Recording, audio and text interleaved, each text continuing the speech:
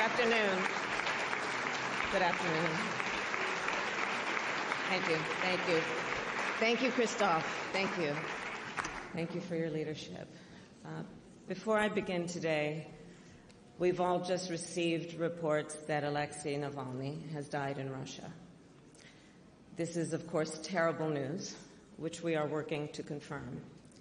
My prayers are with his family, including his wife, Yulia, who is with us today. And if confirmed, this would be a further sign of Putin's brutality. Whatever story they tell, let us be clear, Russia is responsible. And we will have more to say on this later. As Christophe said, this is my third time here, and I'm honored to be with so many friends. This year we gather amid an increased instability and conflict in the Middle East. We gather amid Russia's ongoing aggression in Ukraine, China's efforts to reshape the international order, transformative technological change, and of course the existential threat of the climate crisis. In this context, I know that there are questions here in Europe and around the world about the future of America's role of global leadership. These are questions the American people must also ask ourselves. Whether it is in America's interest to continue to engage with the world or to turn inward. Whether it is in our interest to defend long-standing rules and norms that have provided for unprecedented peace and prosperity, or to allow them to be trampled. Whether it is in America's interest to fight for democracy, or to accept the rise of dictators. And whether it is in America's interest to continue to work in lockstep with our allies and partners, or go it alone. Today, I will explain how President Biden and I answer these questions, with full knowledge that how America responds will affect the American people, the people of Europe, and people around the world. I believe it is in the fundamental interest of the American people for the United States to fulfill our long-standing role of global leadership. As President Biden and I have made clear over the past 3 years, we are committed to pursue global engagement, to uphold international rules and norms, to defend democratic values at home and abroad, and to work with our allies and partners in pursuit of shared goals. As I travel throughout my country and the world, it is clear to me this approach makes America strong, and it keeps Americans safe. However, there are some in the United States who disagree. They suggest it is in the best interest of the American people to isolate ourselves from the world, to flout common understandings among nations, to embrace dictators and adopt their repressive tactics, and abandon commitments to our allies in favor of unilateral action. Let me be clear. That worldview is dangerous, destabilizing, and indeed short-sighted. That view would weaken America and would undermine global stability and undermine global prosperity. President Biden and I therefore reject that view. And please do understand, our approach is not based on the virtues of charity. We pursue our approach because it is in our strategic interest. I strongly believe America's role of global leadership is to the direct benefit of the American people. Our leadership keeps our homeland safe, supports American jobs, secures supply chains, and opens new markets for American goods. And I firmly believe our commitment to build and sustain alliances has helped America become the most powerful and prosperous country in the world. Alliances that have prevented wars, defended freedom, and maintained stability from Europe to the Indo-Pacific.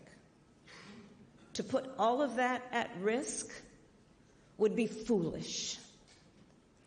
President Biden and I have demonstrated there is a smarter way. When it comes to America's national security, our approach starts with our historic direct investment in the working people of America, an investment which has helped build a resilient and innovative economy. We are clear we cannot be strong abroad if we are not strong at home. We have made a once-in-a-generation investment to rebuild our roads and bridges and ports and highways, with more than 40,000 infrastructure projects across all of our 50 states. We're bringing semiconductor manufacturing back to America, which will secure our supply chains and enable the future of technology. And we have invested $1 trillion to address the climate crisis and build a new clean energy economy, reduce emissions, and meet our global climate commitments.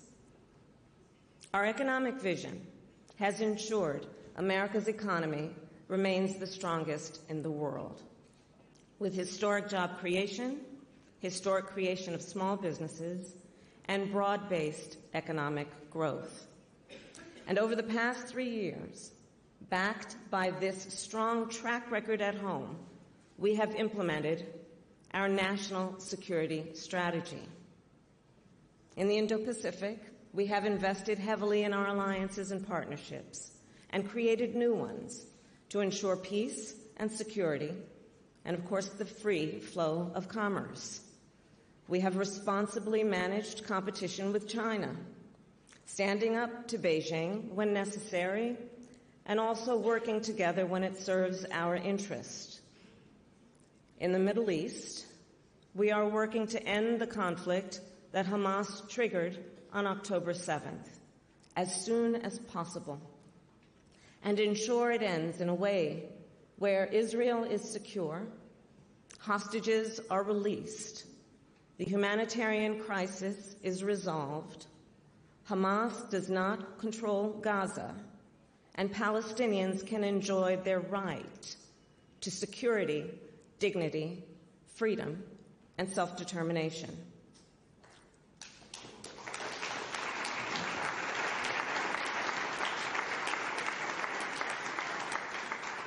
This work, while we also work to counter aggression from Iran and its proxies, prevent regional escalation, and promote regional integration. In addition, we have strengthened our partnerships on the continent of Africa, understanding that the innovation happening on the continent will shape the future of our world. We have also worked with partners in the Caribbean and throughout Latin America to increase private sector investment, address the climate crisis, and address the root causes of migration. And the Biden-Harris administration has led the world to respond to the climate crisis and ensure AI is developed in service of the public interest. We have also worked to advance and uphold rules and norms for outer space and to empower women around the globe. And here in Europe, we have joined forces with our friends and allies to stand up for freedom and democracy. Christoph, I reflect on 2 years ago when I first stood on this stage on the eve of Russia's invasion of Ukraine. Many of us will recall that time when many thought Kyiv would fall within days. Yet the skill and the bravery of the people of Ukraine, along with the leadership of President Zelensky and the 50-nation coalition the United States has led, has allowed Ukraine to achieve what so many thought was impossible. Today, Kyiv stands free and strong.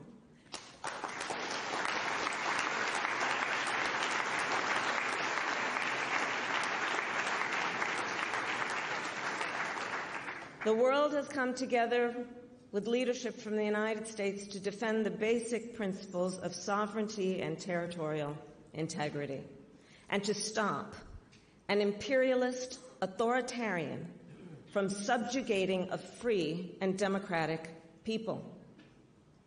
Make no mistake, Putin's war has already been an utter failure for Russia. Ukraine has regained more than half the territory Russia occupied at the start of the conflict, thanks in part to a massive supply of American and European weapons. The Russian military has suffered severe setbacks. It has lost 2/3 of its tanks and more than 1/3 of its fleet in the Black Sea. Because of Putin's aggression and recklessness, Russia has also suffered over 300,000 casualties. Remember, that's more than 5 times what it lost in 10 years in Afghanistan. And now it forces conscripts onto the front lines with as little as 2 weeks of training. We have also imposed economic costs on Russia for its aggression. And together with our G7 partners, we have frozen Russia's sovereign assets and made clear Russia must pay for the damages it has caused to Ukraine. I applaud the recent $54 billion commitment the EU made to support Ukraine, on top of the more than $100 billion our European allies and partners have already dedicated. You have made clear that Europe will stand with Ukraine. And I will make clear, President Joe Biden and I stand with Ukraine.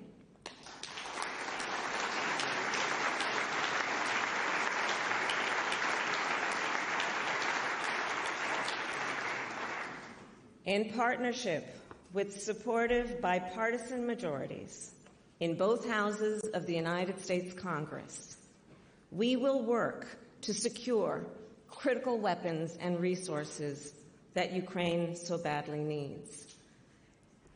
And let me be clear, the failure to do so would be a gift to Vladimir Putin.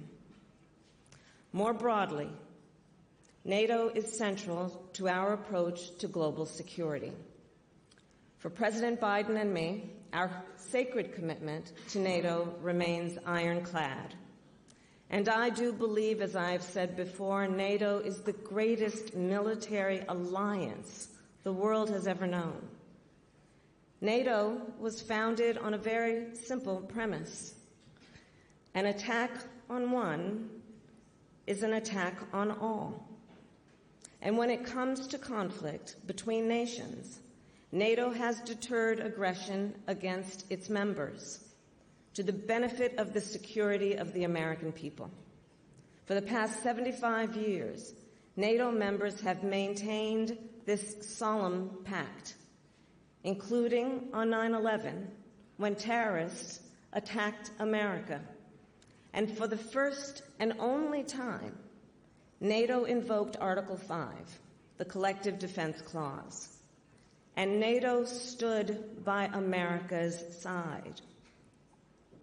Nevertheless, recall, before the President and I took office, some questioned the usefulness of NATO, suggested it was, quote, obsolete.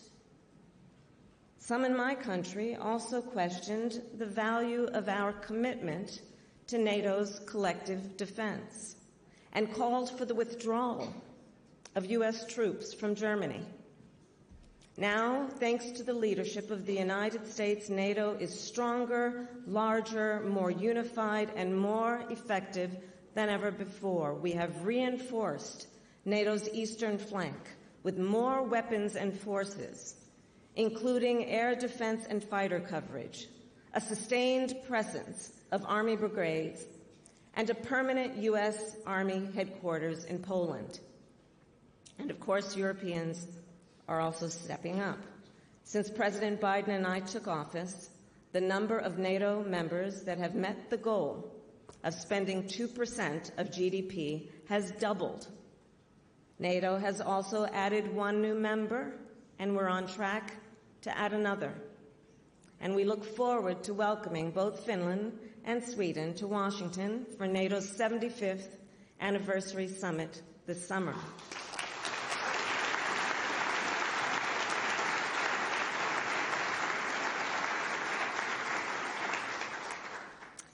Around the world, we have made great progress.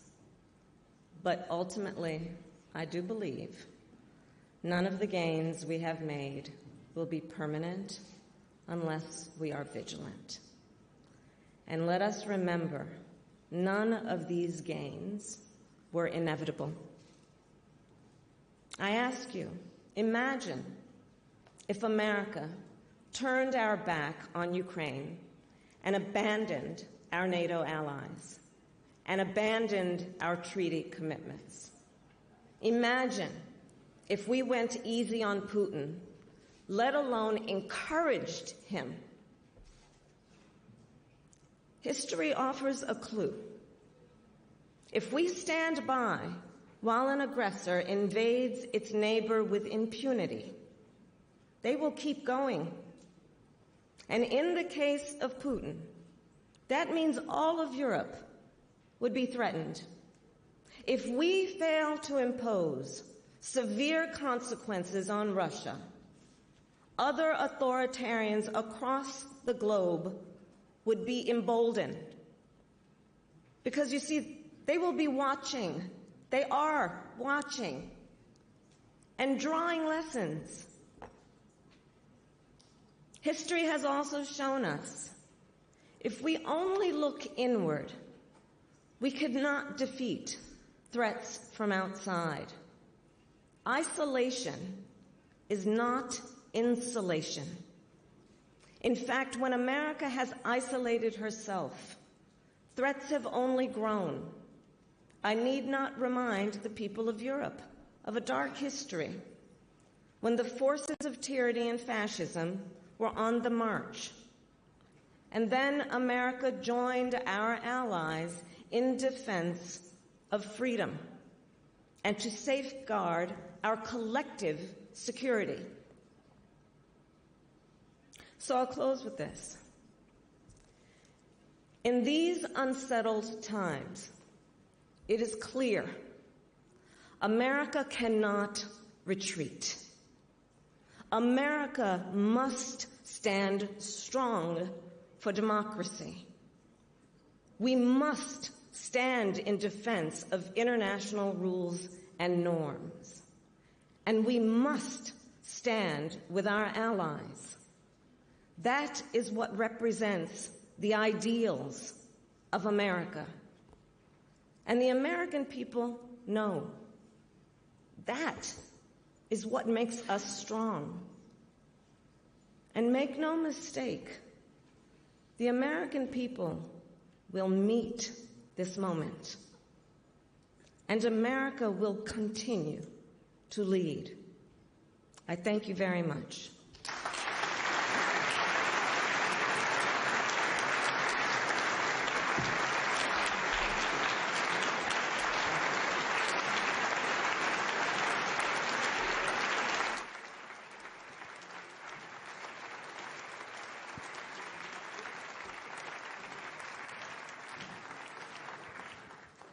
Thank you very much, Madam Vice President, for these strong words, for this strong commitment to NATO. And tonight we will honor again one of the strongest Republicans who has been here with the Munich Security Conference for many, many years, John McCain. I think if he were to listen, and his wife is here, would be very grateful for your bipartisan words. We are running late, so I have to, I cannot go into a long discussion, but I want to pick up on the one issue besides Ukraine, which you have covered very long, on the Israel-Palestine issue.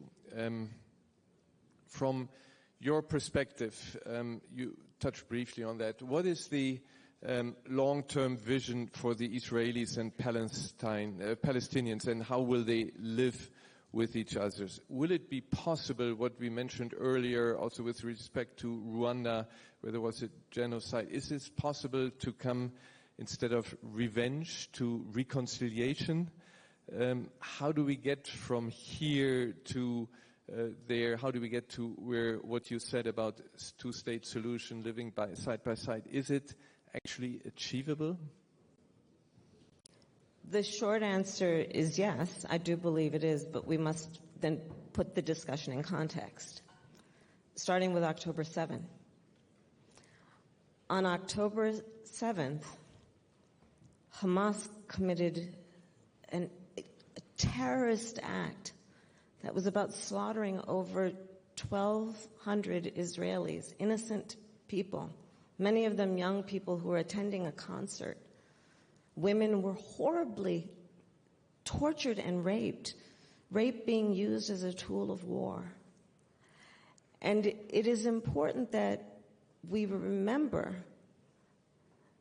what that was. And I will say, understand that Israel then had a right to defend itself. We would. And how it does so matters. We have also been clear that far too many innocent Palestinians have been killed, that Israel must do better to protect innocent civilians. We have seen what has been happening in terms of the images that we see on a daily basis of the human suffering and the need for humanitarian aid. And the President and our administration and I have been very adamant about getting that humanitarian aid in.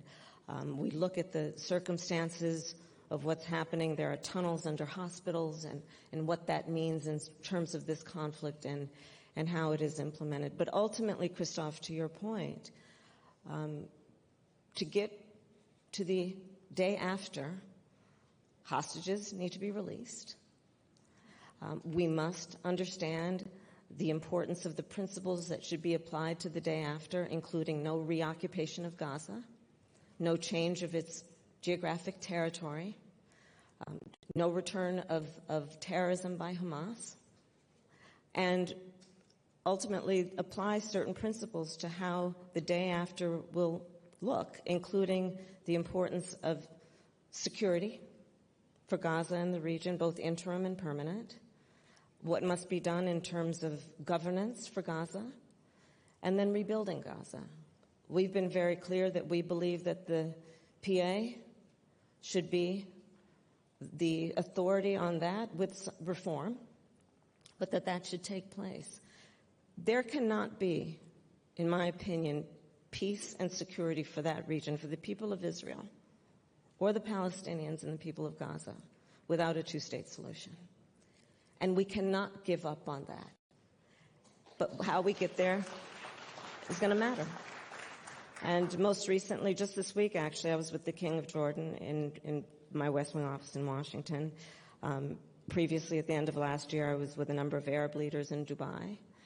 And the work that will happen among nations to help with these ultimate goals will be critically important. Critically important. Thank you very much. Last question. After Munich last year. You remember we discussed about the Global South and how important it is. You actually traveled to Ghana, and we just had the president here, to Tanzania and Zambia. What was your impression? There seems to be a growing transactional mindset. How do we react to this? How can the US and Europe win them over?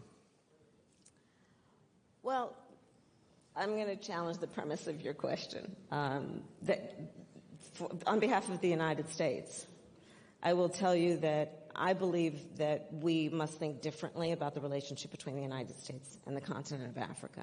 And I'm frankly very excited about what is happening on the continent, my trip being further reinforcement of that point.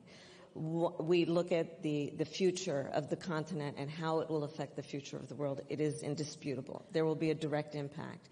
The median age on the continent of Africa is 19. By 2050, it is estimated that 1 in 4 people occupying place on Mother Earth will be on the continent of Africa. So when we think of it in terms of the future, we must see the innovation that is currently happening there and partner with African leaders and nations and change the way we are thinking in a way that it is not about aid, but about partnership. Not what we do for the continent, but what we do with the continent and its leaders.